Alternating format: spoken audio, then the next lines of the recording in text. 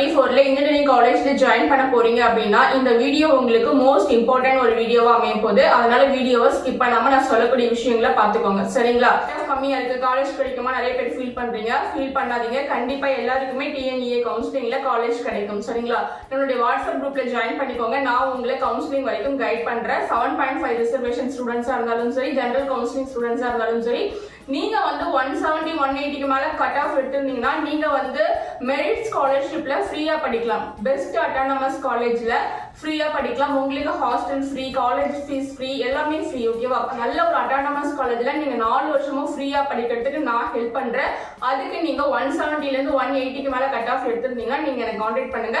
கண்டிப்பா உங்களுக்கு நானே பெஸ்ட் இன்ஜினியரிங் காலேஜ் சென்னையில நான் அட்டானமஸ் காலேஜ்ல ஃப்ரீயா படிக்கிறதுக்கு ஹெல்ப் பண்றேன். சரிங்களா?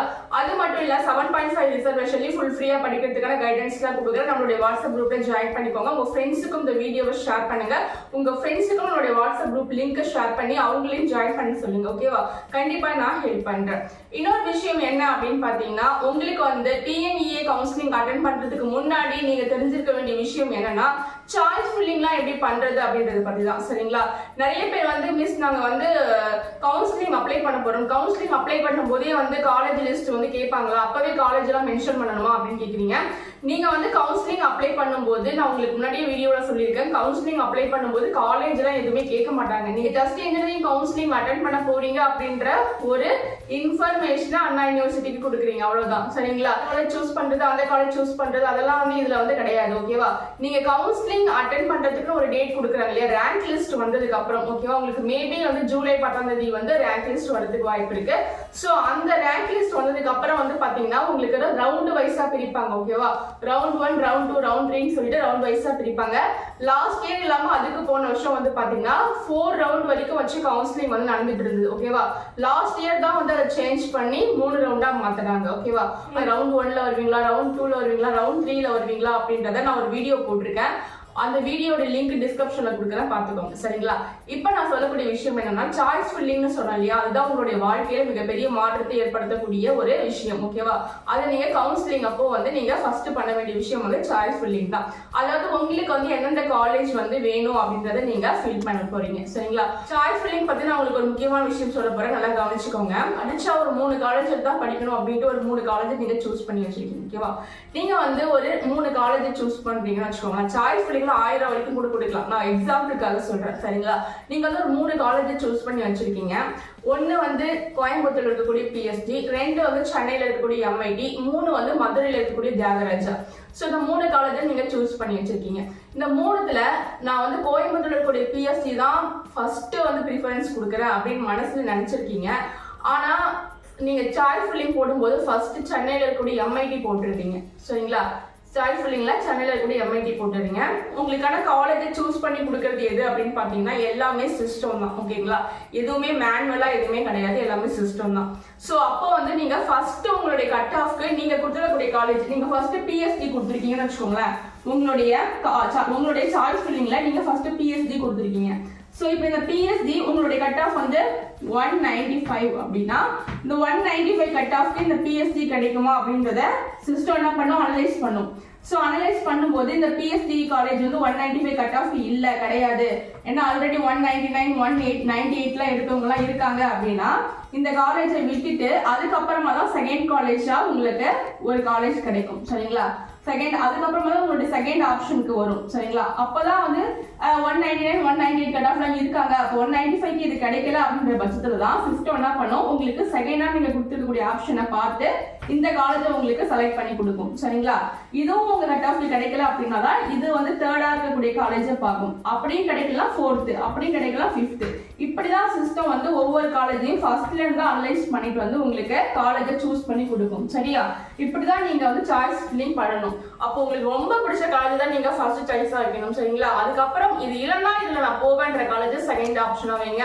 அதுக்கும் இல்லைன்னா இது அப்படின்ற காலேஜ் தேர்ட் ஆப்ஷனா வைங்க. ஓகேவா? நீங்க தேர்ட் ஆப்ஷனா மனசுல நினைச்சிருக்கக்கூடிய ஒரு காலேஜ் தூக்கிட்டு போய் ஃபர்ஸ்ட் ஆப்ஷனா வச்சுட்டீங்கன்னா அந்த ஆப்ஷன் தான் உங்களுக்கு வேற வழியே இல்லாம நீங்க எடுத்துக்கிற மாதிரி ஆயிடும். சரிங்களா? நான் சொல்றது புரியுதா? சோ இப்படிதான் நீங்க சாய்ஸ் ஃபில்லிங் கொடுக்கணும். சரியா?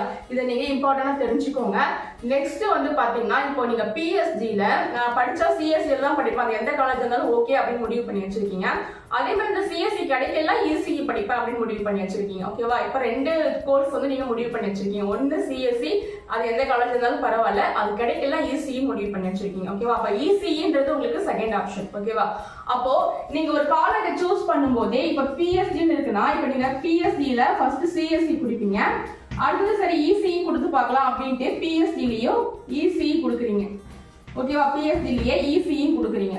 அடுத்தது எம்ஐடில என்ன பண்றீங்க, சிஎஸ்சி குடிக்கிறீங்க, அதுக்கப்புறம் இதுல என்ன பண்றீங்க, இசிஇ கொடுக்குறீங்க. இப்படி கொடுக்க கூடாது, சரிங்களா, இப்படி கொடுக்க கூடாது. இப்படி கொடுத்தீங்கன்னா உங்களுக்கு பிஎஸ்சில சிஎஸ்சி இல்லைன்னா இசிஇ தான் கிடைக்கும், இசிஇ கிடைச்சிடும். ஓகேங்களா, அப்போ உங்களுக்கு எம்ஐடில நீங்க கொடுத்துருக்கூடிய சிஎஸ்சியா அவங்க பார்க்க மாட்டாங்க. சரிங்களா, எம்ஐடில நீங்க கொடுத்துருக்கூடிய சிஎஸ்சியா பார்க்க மாட்டாங்க. இதுக்கு நீங்க என்ன பண்ணணும்னு பாத்தீங்கன்னா பிஎஸ்சில சிஎஸ்சி கொடுத்துட்டு அதுக்கப்புறமா என்ன பண்ணுங்க, எம்ஐடிலயும் சிஎஸ்சி கொடுங்க. அதுக்கப்புறம் இன்னும் என்னென்ன காலேஜஸ் நீங்க கொடுக்கணும்னு நினைக்கிறீங்களோ அந்த காலேஜஸ்லாம் சிஎஸ்சி கொடுத்துட்டு அதுக்கப்புறம் இசிஇ திரும்ப பிஎஸ்சில இசிஇ கொடுக்கணும்னு நினைக்கிறீங்க இல்லையா, எல்லா காலேஜ்லயும் நீங்க எந்த காலேஜ்லாம் சிஎஸ்சி கொடுக்கணும்னு நினைக்கிறீங்களோ எல்லா காலேஜோட நேம்லயும் சிஎஸ்சி கொடுத்துட்டு இப்ப இந்த காலேஜஸ்லாம் ஒரு 10 சாய்ஸ் வரைக்கும் நீங்க ஒரு 10 காலேஜ் வரைக்கும் சிஎஸ்சி கொடுத்துட்டு முடிச்சுட்டு அதுக்கப்புறம் 11வது என்ன பண்ணுங்க, இசிஇக்கு கொண்டு வாங்க. ஓகேவா, இப்ப பிஎஸ்சில திரும்ப இசிஇ கொடுக்கணும் அப்படின்னா திரும்பி இங்க பிஎஸ்சில இசிஇ கொடுங்க. அதே மாதிரி திரும்பி எம்ஐடில இசிஇ கொடுக்கணும், திரும்பி எம்ஐடில இசிஇ கொடுங்க. புரியுதா நான் சொல்றது? இப்போ பிஎஸ்சில மட்டுமே சிஎஸ்சி கொடுத்துட்டு சரி ஒரே காலேஜ் 2 டிபார்ட்மெண்ட் கொடுத்துட்டு அடுத்த காலேஜ் போலாம் அப்படின்னு நினைச்சீங்கன்னா உங்களுக்கு சிஎஸ்சிலனா இசிஇ கிடைச்சிடும். ஓகேவா, நீங்க விருப்பப்படுற சிஎஸ்சி கிடைக்காது. அப்போ உங்களுக்கு சிஎஸ்சி தான் எனக்கு கோர்ஸ் தான் முக்கியம், காலேஜ் முக்கியம் இல்லை அப்படின்னு நினைக்கிறவங்க ஃபர்ஸ்ட் நீங்க விருப்பப்படுற காலேஜ்ல சிஎஸ்சி கோர்ஸை கொடுத்துட்டு அதுக்கப்புறமா அதே காலேஜ்ல இன்னொரு கோர்ஸ் செகண்ட் ஆப்ஷனா வைக்கிறீங்க இல்லையா, அது அப்புறமா கொடுங்க. ஓகேவா, இங்கிலீஷ்ல சிஎஸ்சி கொடுத்துட்டு இங்கேயே திரும்ப அடுத்து 2வது ஆப்ஷனா பிஎஸ்சில இசிஇ கொடுக்க கூடாது. அப்படி கொடுத்தீங்கன்னா உங்களுக்கு சிஎஸ்சில இசிஇ தான் கிடைக்கும். காலேஜ்ல சிஎஸ்சி கொடுக்கணும்னு நினைக்கிறீங்களோ அந்த எல்லா காலேஜ்லயும் ஃபர்ஸ்ட் சிஎஸ்சி கொடுத்துட்டு அதுக்கப்புறமா இசிஇ கொடுங்க. திரும்பி இதே பிஎஸ்சி திரும்ப கீழே கொண்டு வந்து இசிஇ கொடுக்கலாம், ஒன்றும் பிரச்சனை இல்லை. ஓகேவா, இப்படி நீங்க சாய்ஸ் ஃபில்லிங் கொடுத்தா மட்டும்தான் உங்களுக்கு விருப்பமான கோர்ஸை நீங்க சூஸ் பண்ண முடியும். சரியா, இது உங்களுக்கு புரியுதா, எப்படி சாய்ஸ் ஃபில்லிங் கொடுக்கணும்ன்றது உங்களுக்கு புரியுதா? சாய்ஸ் ஃபில்லிங் கொடுத்ததுக்கு அப்புறம் பாத்தீங்கன்னா உங்களுக்கு எந்த காலேஜ் கிடைச்சிருக்கு அப்படின்றது வந்து பாத்தீங்கன்னா ஒரு 3 நாள் சாய்ஸ் ஃபில்லிங் பண்ணுவீங்க. சாய்ஸ் ஃபில்லிங் பண்ணி சாய்ஸ் செலக்ட் பண்றதுக்கு ஒரு 3 நாள் டைம் கொடுப்பாங்க. அதுக்கப்புறம் வந்து உங்களுக்கு அலாட்மெண்ட் வரும், அதாவது எந்த காலேஜ் உங்களுக்கு கிடைச்சிருக்கு, நீங்க கொடுத்த சாய்ஸ் ஃபில்லிங்ல எந்த காலேஜ் உங்களுக்கு கட் ஆஃப் கிடைச்சிருக்கு ஒரு அலாட்மெண்ட் வரும். அந்த அலாட்மெண்ட்ல உங்களுக்கு எந்த காலேஜ் கிடைச்சிருக்கு அப்படின்றத நீங்க தெரிஞ்சுக்கலாம். சரிங்களா, அவங்க கொடுத்த காலேஜ் உங்களுக்கு ஓகே அப்படின்னா நீங்க என்ன பண்ணலாம், கன்ஃபர்மேஷன் கொடுத்துடலாம். ஓகேவா, அப்படி உங்களுக்கு அது பிடிக்கல அப்படின்னா அதுக்கு சில ஆப்ஷன்ஸ்லாம் இருக்கு, அதுக்கான வீடியோவும் தனியா போட்டிருக்கேன், அதையும் டிஸ்கிரிப்ஷன்ல கொடுக்குறேன், பார்த்துக்கோங்க. சோ இந்த மாதிரி நீங்க காலேஜை சூஸ் பண்ணிக்கலாம். சோ காலேஜ் பிடிச்சிருந்ததுன்னா நீங்க கன்ஃபர்மேஷன் கொடுத்துட்டு நீங்க போய் காலேஜ்ல பணம் கட்டி ஜாயின் பண்ணிக்கலாம். ஓகேவா, இதுதான் உங்களுக்கு சாய்ஸ் ஃபில்லிங் பத்தி முக்கியமான ஒரு விஷயம். மீண்டும் அடுத்த ஒரு வீடியோட நான் உங்களை சந்திக்கிறேன். நீங்க மெரிட் ஸ்காலர்ஷிப்ல படிக்கணும்னு ஆசைப்படுறீங்க, நீங்க எஸ்சி ஸ்டூடெண்டா இருக்கீங்க, உங்களுக்கு ஃபுல் ஃப்ரீ காலேஜஸ் வேணும், நீங்க 7.5 ரிசர்வேஷன்ல இருக்கீங்க அப்படின்னா கண்டிப்பா நான் உங்களுக்கு ஹெல்ப் பண்றேன். நம்மளுடைய வாட்ஸ்அப் குரூப்ல ஜாயின் பண்ணிக்கோங்க. சரியா, ஓகே, பை. மீண்டும் அடுத்த ஒரு வீடியோவோட நான் உங்களை சந்திக்கிறேன்.